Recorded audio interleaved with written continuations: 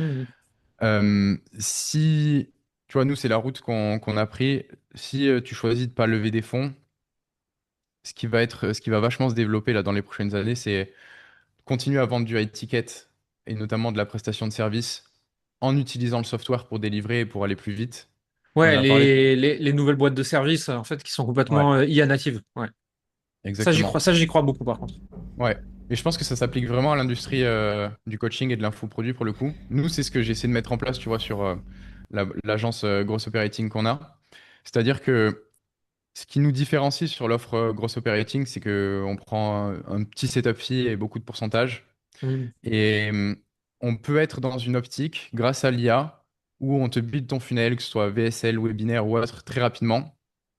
Et on peut tester énormément de profils de coach sur plein de marchés pour voir là où il y a vraiment de l'attraction. Parce qu'en fait, Ouais, ok. le 20-80 sur notre industrie, ça reste le marché, la demande. Tu vois qu'il y a des profils euh, Ouais, je vois tout à où, fait ce que tu veux dire.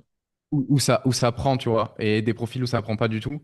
Et donc, le volume et le testing est très important. Et l'IA nous permet aujourd'hui, dans notre industrie, de déployer très rapidement, tester très rapidement et d'avoir une stratégie presque VC où tu sais qu'il y a 10% des projets qui Ouais. vont partir to the moon et le reste qui vont pas trop performer. Ouais, Et l'IA donc, vous permet d'aller chercher une power law où vous allez pouvoir tester extrêmement vite sans créateur, pas à perte, mais au moins à l'équilibre grâce au mini setup fee pour trouver ouais, ceux qui ont le plus de potentiel et pour aller chercher avec votre pourcentage le vrai revenu. exact. Et ce qui est ouf, c'est qu'au final, pour développer du SaaS, ça c'est trop bien comme strat. Et si tu regardes, il y a Russell Brunson avec ClickFunnels. En 2019, il a sorti un livre pour les geeks du marketing où il explique comment il a développé ClickFunnels. Et en fait, du coup, il vendait de la formation et dans ses upsells, il fallait utiliser son produit. Il avait 14 jours d'essai et tout. Et c'est comme ça qu'ils sont arrivés à 100 millions avec ClickFunnels. Et genre aujourd'hui, en 2026, Ça, c'est c'est, la manière de développer son SaaS, quoi. ça se fait beaucoup, ça. Et d'ailleurs, demain après-midi, je dois coacher un client SaaS spécifiquement là-dessus. De dire, en fait, tu fais toute une com, ça peut être un Webi par exemple, tu vois. Et sur tout le Webi, tu vends une opportunité et une idée. À la fin, tu pushes un product. En fait, le product, tu dis, bah, en fait, c'est offert pour toutes les personnes qui prennent un abonnement d'un an avant ça. Hmm, Ça se fait beaucoup, beaucoup.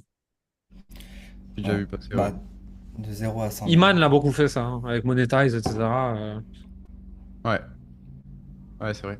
Mais, mais ouais, je pense que le marché va continuer d'évoluer. Et moi, en tout cas, la direction que j'ai envie de prendre de plus en plus, c'est même dans mon contenu, etc., orienter ça autour du fait de build des SaaS en public, euh, pareil d'IA, parce que Pieter Levels le fait très bien.